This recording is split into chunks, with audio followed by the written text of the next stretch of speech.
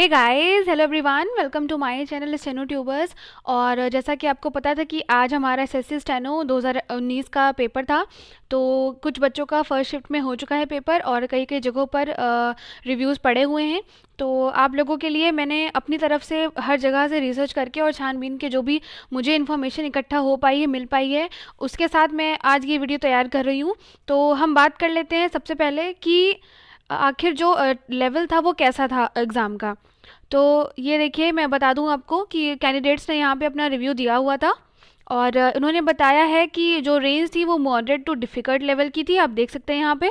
और कुछ जो हाइलाइट्स थे वो यहाँ पे दिए हुए हैं कि 3 सेक्शन थे, वो तो होने ही थे, वन वर्ड नहीं पूछा जाना था, वो भी सही था। और in this shift at least 6-7 questions were asked from the current affair section and was of a good level. तो ये जो ट्रेंड मैं देख रही हूँ, मुझे लग रहा है कि करंट अफेयर्स पे के ऊपर इस बार उतना ज़्यादा फोकस नहीं किया गया है जितना 2018 में किया गया था। तो आई थिंक कि स्टेटिक का पार्ट ज़्यादा पूछा जा रहा है। Overall the English section was easy. English section के मैंने जहाँ भी पढ़ा है, जो भी पढ़ा है, तो मुझे ईजी ही रिव्यू मिला है। किसी ने ये नहीं कहा कि टफ इंग्लिश आई थी या हार्ड इंग्लिश आई थी। The reasoning section was a bit time consuming but could be solve with concepts. तो रीजनिंग के लिए जहाँ तक मैंने देखा है, तो मुझे ये लग रहा है कि जो थोड़ा सा कैलकुलेटिव रीजनिंग है वो आई है, और वो आनी ही थी, एज एक्सपेक्टेड था। अगर आपने मेरे पहले वीडियोस देखे थे तो मैंने आपसे बार बार ये चीज़ बोली थी कि रीजनिंग अब उतनी इजी नहीं आने वाली। ठीक है, तो वो उस चक्कर में कई बच्चों का इंग्लिश भी छूट गया वो पार्ट सेक्शन, और कई बच्चों ने रीजनिंग में इतना ज़्यादा टाइम ले लिया कि उनको और सेक्शन करने का टाइम ही नहीं मिला है। तो ये गलती आप मत करिएगा। ऑल राइट, तो यहाँ हम देख लेते हैं इंग्लिश के लिए नंबर ऑफ क्वेश्चंस तो 100 थे ही, और जो लेवल था वो इजी था। और इंटरनल इंटेलिजेंस और रीजनिंग की हम बात करें तो मॉडरेट टू डिफिकल्ट था, मतलब इजी नहीं थी, रीजनिंग इजी नहीं आ रही है। और जीके की हम बात करें तो इसका भी लेवल मॉडरेट टू डिफिकल्ट था। ठीक है, तो आइए चलते हैं, देखते हैं कि रीजनिंग में किस टॉपिक से कितने क्वेश्चन पूछे गए थे। तो सी, पेपर फोल्डिंग से हमारे पास 1 से 2 क्वेश्चन आए थे, एज यूजुअल मॉडरेट क्वेश्चन थे। एम्बेडेड फिगर से 1 क्वेश्चन था, ब्लड रिलेशन से 1 क्वेश्चन था, मिसिंग नंबर से 7 से 9 क्वेश्चन थे। सी, मैंने आपको ये पिछले साल के पेपर से ट्रेंड देखते हुए बोला था कि मिसिंग नंबर्स और नंबर सीरीज के ऊपर स्पेशली ध्यान दीजिएगा, क्योंकि इसका लेवल भी अच्छा ही आता है, कोई इजी लेवल का आपसे नहीं पूछते हैं। एनोलॉजी आई थी 5-6 नंबर की, अरिथमेटिक रीजनिंग थी, नंबर एंड वर्ड सीरीज थी, क्लासिफिकेशन पूछा गया था, 2-3 क्वेश्चन थे, कोडिंग डिकोडिंग के 1-2 क्वेश्चन थे, डिस्टेंस डायरेक्शन के 1 क्वेश्चन था, मिरर इमेज का 1 क्वेश्चन था, लॉजिकल वेन डायग्राम में 2 क्वेश्चन थे, फिगर सीरीज आई थी 2 क्वेश्चन। कैलेंडर इस बार देखिए, इसीलिए मैंने कहा था कि भले एसएससी स्टेनोग्राफर में हमारे कैलेंडर और क्लॉक नहीं पूछती है, उतनी उसको वैल्यू नहीं देती है, बट एटलीस्ट आपको एक नॉर्मल क्वेश्चन जैसे वो पूछ लें कि आज से फिर 3 दिन बाद कौन सा दिन पड़ेगा, या 15 अप्रैल 2005 को कौन सी डेट थी। तो इस तरह के बेसिक कॉन्सेप्ट आपको तैयार करने चाहिए थे। मैंने ये पहले ही बोला था कि भले ही वो क्वेश्चन नहीं पूछती है, लेकिन आपको करना क्या है कि अपने कॉन्सेप्ट क्लियर रखने हैं कि अगर बाई चांस कोई क्वेश्चन आ जाता है तो वो आप आंसर कर सकें। सी, मैथमेटिकल ऑपरेशंस में से 2-3 क्वेश्चन थे, पजल का 1 क्वेश्चन था, अरेंजमेंट ऑफ वर्ड 2 क्वेश्चन थे। तो टोटल देखा जाए तो हमारी रीजनिंग जो लग रहा है मुझे, वो थोड़ा सा मॉडरेट टू हार्ड लेवल की ही थी, इजी आप नहीं कह सकते हैं इसको। ऑल राइट, अब मैं देख लेती हूँ जनरल अवेयरनेस के बारे में। तो जनरल अवेयरनेस की अगर हम बात कर लें तो हिस्ट्री के हमारे पूछे गए थे 2-3 क्वेश्चन। देखिए, ये कुछ कैंडिडेट्स के रिव्यू पर बेस्ड है, टोटल कैसा था या पूरा पेपर किस पर बेस्ड था ये मैं नहीं बता सकती हूँ। ठीक है, तो ये कुछ कैंडिडेट्स ने जो अपने सबमिट किए हैं रिव्यूज़, जो अपना फिल किया था उन्होंने फॉर्म जिस तरह से, ये उसी पर बेस्ड है। हिस्ट्री हमारी बता रहे हैं इजी टू मॉडरेट है। ज्योग्राफी के क्वेश्चंस पूछे गए थे 5-6 क्वेश्चंस, यानी कि काफ़ी लेवल के थे, इजी टू मॉडरेट। पॉलिटी के क्वेश्चंस अच्छे खासे पूछे गए थे, ये मैं बता सकती हूँ आपको, मॉडरेट। इकोनॉमिक्स के पूछे गए थे 2 question, as usual. Current affairs का इस बार थोड़ा सा उन्होंने ऊपर नीचे कर दिया है, तो 5-6 क्वेश्चन करंट अफेयर्स के थे, मॉडरेट लेवल के थे। साइंस के 10-12 क्वेश्चन। सी, मैंने आपसे बोला था साइंस हमारा मेजर पार्ट कवर करता है, तो मॉडरेट लेवल का साइंस पूछी थी, और मिसलेनियस से 10-11 क्वेश्चन। तो ओवरऑल अगर हम जीए की बात कर लें तो इसका भी लेवल हमारा था। ठीक है, लेवल कह सकते हैं कि आप, क्योंकि जीए काफ़ी वास्ट होता है, काफ़ी बड़ा सब्जेक्ट है, तो उसको जितना भी पढ़ा जाए उतना कम होता है। All right. और अब हम बात कर लेते हैं इंग्लिश की थोड़ी सी। सेंटेंस इंप्रूवमेंट से 5 क्वेश्चन आए थे जो इजी से मॉडरेट थे, और एरर डिटेक्शन के 8 से 10 क्वेश्चन थे जो मॉडरेट लेवल के थे। इडियम्स एंड फ्रेजेस की हम बात कर लेते हैं तो 5 क्वेश्चन थे और इजी टू मॉडरेट थे। रीडिंग कॉम्प्रीहेंशन की 3 क्वेश्चन थे जिसमें 15-15 क्वेश्चन होते हैं, वो भी इजी पूछी गई थी। एंटोनिम सिनोनिम में 10 क्वेश्चन थे, यानी कि आई थिंक 5-5 होंगे, तो मॉडरेट लेवल का था। स्पेलिंग चेकिंग भी आई थी 4 से 5। ये तो मुझे लगता है कि शायद 2018 में इस पे उतना फोकस नहीं किया गया था, बट इस बार आई है, इजी थी ये। इनडायरेक्ट यानी कि वॉइस एंड नरेशन से 10-10 क्वेश्चन थे, इसका लेवल नहीं बता सकते। क्लोज टेस्ट का 2 क्वेश्चन थे, इसकी 20-20 क्वेश्चन दोनों में थे जिसका मॉडरेट लेवल था, और मिसलेनियस से 4-5 question easy to moderate. All right. तो इंग्लिश का जहाँ भी मैंने पढ़ा है, जितना भी मैंने रिसर्च करी है, तो मुझे ये लग रहा है कि इंग्लिश हमारी ठीक ठाक पूछी जा रही है, अच्छी पूछी जा रही है, आप अच्छे से कर लेंगे। All right. अब हम देख लेते हैं कि जो क्वेश्चन पूछे गए थे वो किस तरह के थे। ओके, तो मैं आपको बताती हूँ कि जो कैंडिडेट्स ने बताया है वो ये हैं कि बैटल ऑफ खानवा, खानवा का युद्ध पूछा गया था। फर्स्ट बैटल ऑफ पानीपत पूछा गया था, बैक्टीरियल डिजीजेस से रिलेटेड क्वेश्चन था। कोयना रिवर की ट्रिब्यूटरी पूछी गई थी। Questions based on schedule folk dance and festivals were asked. तो फोक डांस पे मैंने पहले ही अपने जो जनरल अवेयरनेस की सीरीज़ मैंने बनाई थी, उसमें मैंने ये चीज़ मेंशन की थी कि पिछली बार भी फोक डांस पे फोकस किया गया था और इस बार भी किया गया है। कॉन्स्टिट्यूशन डे पूछा गया था, सी इज सेलिब्रेटेड ऑन। फिर पूछा गया है स्ट्रॉन्गेस्ट मसल ऑफ बॉडी, तो आई थिंक कि ये इसमें से कुछ तो क्वेश्चन ईजी ही हैं, और ये हैं रिव्यूज़ कैंडिडेट्स के, तो मैं आपको एक एक करके बता देती हूँ उसमें। सी इसमें एक बच्चे ने लिखा है रीजनिंग कैलकुलेटिव थी, टाइम लग रहा था, एक क्वेश्चन बैंक इनइक्वालिटी से था। तो रीजनिंग कैलकुलेटिव है, सबने बोला है, इसीलिए आपको ये स्पेशली ध्यान रखना है कि आप रीजनिंग में अपना टाइम वेस्ट ज़्यादा ना करें।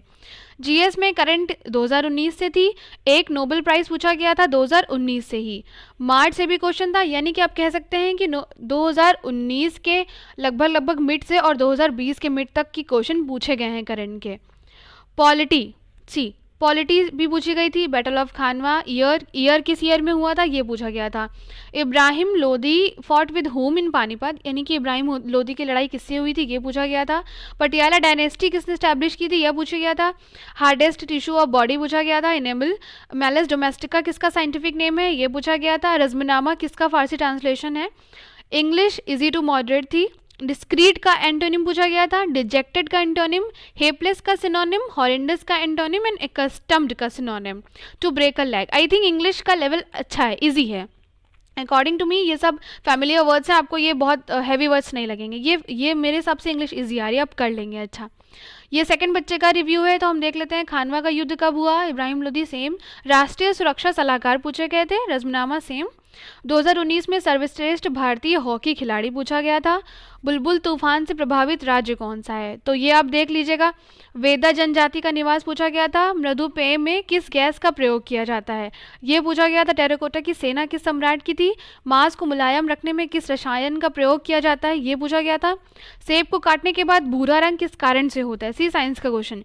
2000 से 2020 तक की उपलब्धि के लिए लेरियंस पुरस्कार पूछा गया था। ओके, घो और किरा पारंपरिक पहनावा किस देश का है। तो ये कुछ क्वेश्चन थे जो कैंडिडेट्स ने बताए थे हमारे ग्रुप पे, फेसबुक ग्रुप पे। और अब मैं अपना ओपिनियन दे देती हूँ कि आपको अब क्या करना है। तो मोस्ट इम्पॉर्टेंट थिंग है कि आपको डरना नहीं है, ठीक है। कोई बात नहीं, पेपर हार्ड है तो सबके लिए हार्ड है, मैंने ये पहले भी बोला था, ठीक है। और पॉसिबल है कि नॉर्मलाइजेशन, अगर हार्ड शिफ्ट है तो नॉर्मलाइजेशन वो इसीलिए करते हैं। तो आपको सबसे पहले क्या करना है कि अगर आपको रीजनिंग, मैंने बोला है कि इसीलिए कि पहले आपको जीए अटेंड करना है, फिर इंग्लिश अटेंड करना है, फिर ही रीजनिंग अटेंड करनी है, क्योंकि यू नेवर नो कि रीजनिंग में आपको कितना टाइम लगने वाला है। एटलीस्ट आप अपने इंग्लिश के 100 क्वेश्चन और जीए के 50 क्वेश्चन करके तो रख रहे हैं, तब उन 50 क्वेश्चन पे जा रहे हैं, ठीक है। तो ये आपका एडवांटेज होगा, ये आपका डिसएडवांटेज नहीं होगा, तो ये चीज़ ध्यान में रखिएगा। और कुछ चीज़ें मैं बता देती हूँ, मैं स्लाइड नहीं तैयार कर पाई हूँ, जल्दी में मैंने नोट करके लिखा हुआ है, तो मैं उस तरह से बता देती हूँ। रीजनिंग के बारे में अगर मैं बात कर लूँ तो रीजनिंग, हाँ हार्ड है रीजनिंग, बट ऐसा नहीं है कि 50 के 50 क्वेश्चन हार्ड होंगे, सिंपल सी बात है 15 या 20 क्वेश्चन हार्ड हो सकते हैं। और कैलकुलेटिव है तो आपको इसे लास्ट में ही रखना है और थोड़ी सी स्पीड अपनी फास्ट रखनी है। ओके, शुरू से ही ये दिमाग में आप बिठा के चलेंगे कि मुझे अपनी स्पीड फास्ट रखनी है, तो वो स्पीड फास्ट हो जाएगी। ठीक है, और किसी भी कोशिश करेगा एक क्वेश्चन पे टाइम ज़्यादा मत वेस्ट करिएगा। अगर वो नहीं आ रहा है, भले ही वो इजी ही क्वेश्चन क्यों ना हो, तो प्लीज़ आप नेक्स्ट क्वेश्चन पे तुरंत बढ़ जाइएगा। All right. और कैलेंडर क्वेश्चन पूछा जा रहा है, अगर आपने नहीं पढ़ा है तो थोड़ा सा इसका कॉन्सेप्ट आप पढ़ लीजिए प्लीज़, हो सकता है आपको 1-2 नंबर का फ़ायदा ही मिल जाए। और नंबर सीरीज़ की मैंने बात की थी, हाँ नंबर सीरीज़ के क्वेश्चंस काफ़ी पूछे जा रहे हैं, तो ये तो आपका डिपेंड करता है कि किस लेवल का क्वेश्चन वहाँ पे आ रहा है, तो उसमें भी टाइम आपको लग सकता है। फिगर काउंटिंग नहीं पूछी गई है, नॉट एट ऑल। रीजनिंग के चक्कर में अगर आपकी इंग्लिश छूट रही है तो प्लीज़ इंग्लिश कर लीजिए, रीजनिंग को जाने दीजिए, वो बाद में कर लीजिएगा। अब मैं बात कर लेती हूँ जनरल अवेयरनेस की। तो देखा जाए तो बच्चों के हिसाब से मुझे लग रहा है कि 2019 से भी सीए पूछा गया है, 2020 का भी सीए पूछा गया है। तो आप इतने तो अब इतना टाइम नहीं है कि आप दोनों साल का पढ़ पाएंगे, बट ये है कि कुछ स्पेसिफिक अवार्ड्स एंड थोड़ा बहुत अपना जो भी आप सीए रिवाइज कर सकें आप कर लीजिए। ठीक है, ज़्यादा टॉर्चर होने की ज़रूरत नहीं है। ठीक है, स्टैटिक जीके ज़्यादा पूछी जा रही है इस बार, और हो सकता है कि कुछ शिफ्ट में वो करंट अफेयर ज़्यादा पूछ लें, you never know, you know SSC है, कुछ भी कर सकती है।